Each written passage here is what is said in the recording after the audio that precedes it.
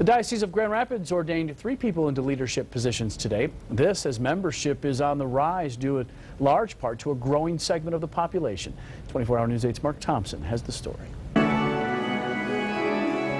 It was a service of holy celebration this morning at the Cathedral of St. Andrew. To bless this water and to give us your... This as 3 new leaders were ordained into the Diocese of Grand Rapids.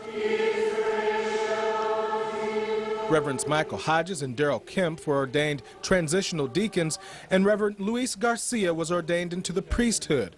They're part of a diocese experiencing a recent growth spurt due in part to an expanding segment of the population. With the large Hispanic population that we have, there's an increased number of Catholics within the Diocese of Grand Rapids.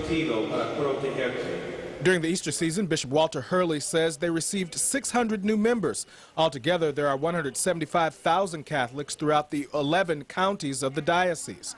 According to the latest census numbers, Hispanics are now the largest minority group in Michigan, making up some 4.5% of the state's population, and Bishop Hurley says Grand Rapids has always embraced its Hispanic membership. We have many of our priests who are able to celebrate Mass in Spanish and minister to the Hispanic community.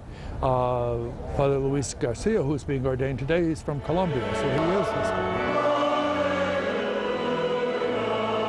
But even with solid growth, there are still some areas in the diocese that need bolstering, namely the number of those entering the priesthood. But Bishop Hurley says the number of students in seminary school is up, and today's ceremony will bring in 1 new priest and 2 new deacons that should be ready for priesthood next year. As you know, our present clergy is aging, and it's becoming increasingly difficult to staff our parishes, so this is a very hopeful situation for us.